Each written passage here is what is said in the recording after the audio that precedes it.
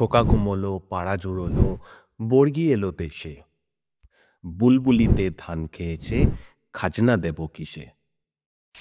মা ঠাকুমার মুখে ছেলেবেলায় এই কবিতা শোনেনি এমন বাঙালি সন্তান খুঁজে পাওয়া যাবে না। কারো কারো নিশ্চয়ই মনে হয়েছে এই বর্গি আবার কারা, তাদের এত ভয় পাওয়ার কি আছে। এই উত্তরটা দিতে গেলে একটু টাইম মেশিনে চড়ে ২৫০ বছর আগে চলে যেতে হবে।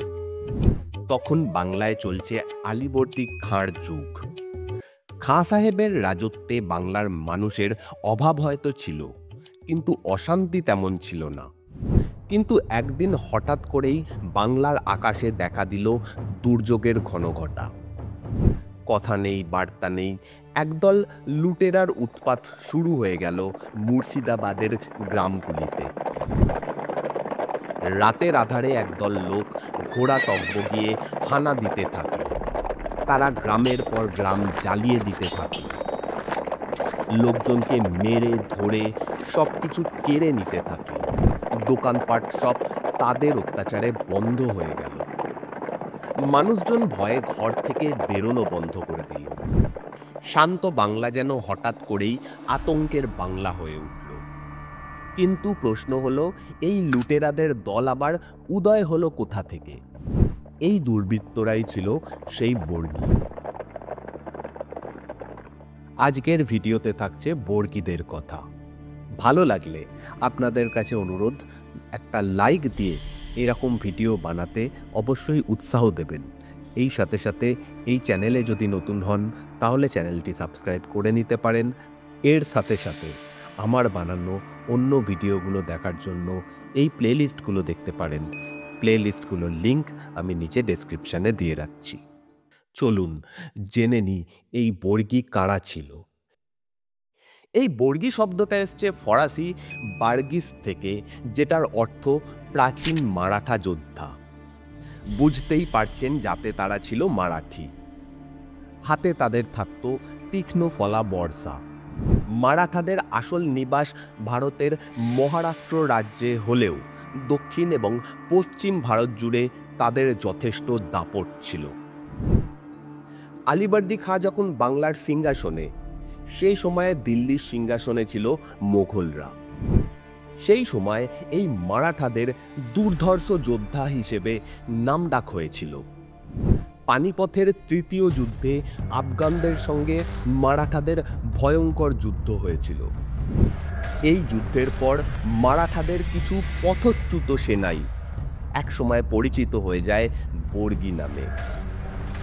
সারা ভারত জুড়েই তারা শুরু করে তাণ্ডব। সেই তাণ্ডবের ঢেউ বাংলায় এলো কিভাবে? এখানেও রয়েছে একটু ইতিহাস। আলীবর্দী খাঁ বাংলার নবাব ছিলেন সেটা তো আগেই বলেছি। তার শ্যালক রুস্তম জং ছিলেন উড়িষ্যার উপশাসক বা নায়েবে আজম। কি এক কারণে রুস্তম জং বলে বসেন, না, আমি খাঁ সাহেবের কর্তৃত্ব মানি না। তখনকার দিনে যেটা হতো আর কি। এরকম বিদ্রোহ করলে যুদ্ধ ছিল একেবারে অনিবার্য। তো যুদ্ধ হলো। সেই যুদ্ধে রুস্তম ভগ্নিপতির কাছে হারও মানলেন।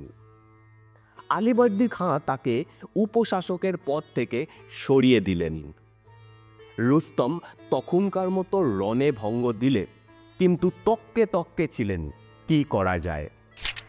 সেই সময় নাগপুরের রাজা ছিলেন রঘুজি ভোসলে। রুস্তম ভোসলেকে গিয়ে ধরলেন। উড়িষ্যা তার ফেরত চাই। ভোসলের সাহায্যে রুস্তম আবার উড়িষ্যা দখল করলেন বটে, কিন্তু রুস্তমের কপালে সেই সুখ বেশি দিন সইল না। আলীবর্দী খাঁ আবারও রুস্তমকে হারিয়ে উড়িষ্যা নিজের কবজায় নিয়ে নেন। এদিকে সর্বনাশ যা হওয়ার তা কিন্তু হয়ে গেছিল।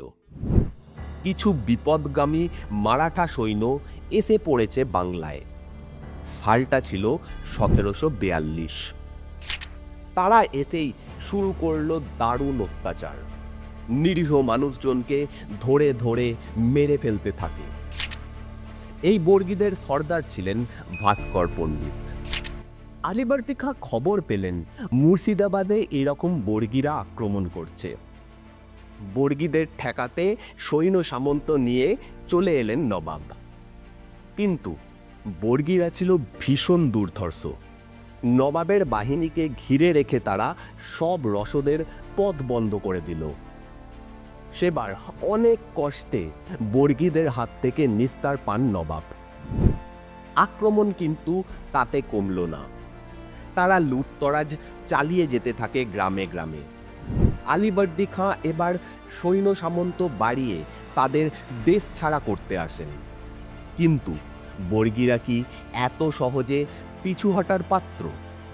মুর্শিদাবাদ থেকে তারা পালিয়ে যায় দক্ষিণে হুগলিতে। সেখানে গিয়ে তারা নতুন করে আস্তানা গড়ে। গ্রামবাসীদের কাছ থেকে জোর করে খাজনা বা কর আদায় করতে থাকে। বুলবুলিতে ধান খেয়েছে, খাজনা দেব কিসে? এই খাজনা দেওয়ার ব্যাপারটা আসলে এখান থেকেই এসেছে। এদিকে ব্যবসা বাণিজ্য তখন লাটে ওঠার জোগাড়। মানুষ না খেতে পেয়ে মরার পথে। আলীবর্দী খাঁ কম চেষ্টা করেননি তাদের পরাস্ত করতে। একবার তো কূটকৌশলের আশ্রয় পর্যন্ত নিয়েছিলেন। আলোচনা করার জন্য 21 জন বর্গী সহ ভাস্কর পণ্ডিতকে আমন্ত্রণ জানান নিজের তাঁবুতে। আমন্ত্রণ রক্ষা করতে এলে তাদের ওপর অতর্কিত আক্রমণ চালায় নবাবের লোকেরা। ভাস্কর পণ্ডিত মারাও যান, কিন্তু লাভের লাভ কিছুই হলো না। ভাস্কর পণ্ডিতের হত্যা কিভাবে হলো সেও এক ইন্টারেস্টিং গল্প। শুনতে চান? তাহলে কমেন্ট করে জানাবেন। অবশ্যই এই বিষয়ে একটি ভিডিও বানাবো। যাই হোক, এত কিছু করেও বর্গীদের টলানো যায়নি। পরে রঘুজী ভোসলে নিজেই বাংলা আক্রমণ করেছিলেন। দুর্ধর্ষ বর্গীরা কিছু সময়ের জন্য পিছু হটলেও বাংলা ছাড়ল না। ঘুরে ঘুরে চালাতে লাগলো তাদের দস্যুবৃত্তি।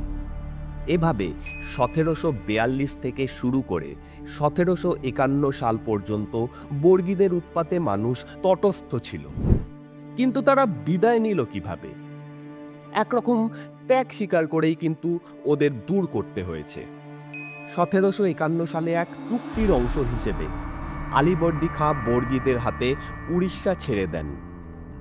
বাংলা থেকে যেন দূর হয় একটা অভিশাপের। কিন্তু এই 9 বছরে যে ত্রাস তারা চালিয়েছিল, সেজন্য তাদের নামে লেখা লোকগানটা পাকাপাকিভাবে ঠাঁই পেয়ে যায় এই অঞ্চলের ইতিহাসে। এদিকে চারপাশে যখন এইসব হচ্ছে, কলকাতার লোকেদের মনে ভয় চেপে বসল। এই বুঝি বর্গীর দল এসে আক্রমণ করে। সেই সময় কলকাতা এক অন্যরকম শহর ছিল। আজ হাওড়া ব্রিজের রেলিংয়ে হেলান দিয়ে গঙ্গা দেখতে দেখতে ভুলেও মনে হয় না এই গঙ্গায় একদা ঘুরে বেড়াতো যুদ্ধজাহাজ। সেটা 18 শতকের প্রথমার্ধ। শহরের ইতিউতি বসছে কামান। বেশ একটা যুদ্ধ যুদ্ধ ভাব চারিদিকে। কিন্তু কাকে ঠেকাতে এহেন আয়োজন? পর্তুগিজ বা ফরাসি বা ওলন্দাজদের নয়, বর্গীদের ঠেকাতেই শহরের 7 জায়গায় বসেছিল কামান। যদিও এ আয়োজনও ছিল বেশ নগণ্য। কলকাতার লোকজন তাতে মোটেই নিশ্চিন্তি বোধ করেনি। ইংরেজ সাহেবরা যেটুকু ব্যবস্থা করেছে তা বিপুল মারাঠা শক্তির কাছে তো নস্যি। তাই কলকাতার মানুষ নিজেরা ঠিক করল তারা শহর জুড়ে খাদ কাটবে। 7 মাইল লম্বা 42 গজ চওড়া একটা খাদ। কোম্পানির কাছ থেকে আগাম টাকা নেওয়া হলো 25,000 টাকা। সারা কলকাতার মানুষ ঝাঁপিয়ে পড়ল খাদ কাটতে। 6 মাসের মধ্যে 3 মাইল খাদ কাটাও হয়ে গেল। মারাঠারা যদি আক্রমণ করেও তারা যেন ওই পরীক্ষায় আছাড় খেয়ে মরে, এই আশায়। বাগবাজার স্ট্রিট থেকে শুরু করে জানবাজার হয়ে বেগবাগান পর্যন্ত দৌড়লো খাদ। তারপর থেমে গেল। খাদ আর সম্পূর্ণ হলো না। মারাঠাদের সঙ্গে কি যেন একটা রফা হয়ে গেল নবাবের। ফলে অনেক কষ্টে তৈরি মারাঠা ডিচ আধা খেচড়া হয়ে থেকে গেল। আরও পরে 1799-তে তার ওপরেই তৈরি হলো আপার ও লোয়ার সার্কুলার রোড, যা বর্তমানে এপিসি রোড এবং এজেসি বোস রোড, খানিকটা হ্যারিসন রোডও। আর বাকিটা নাকি শহরের জঞ্জাল জমেই বন্ধ হয়ে গেল। বাগবাজারের মারাঠা ডিজ রোড নামে আজও সেই স্মৃতি বর্তমান। সেই স্মৃতি কলকাতার আত্মরক্ষার স্মৃতি।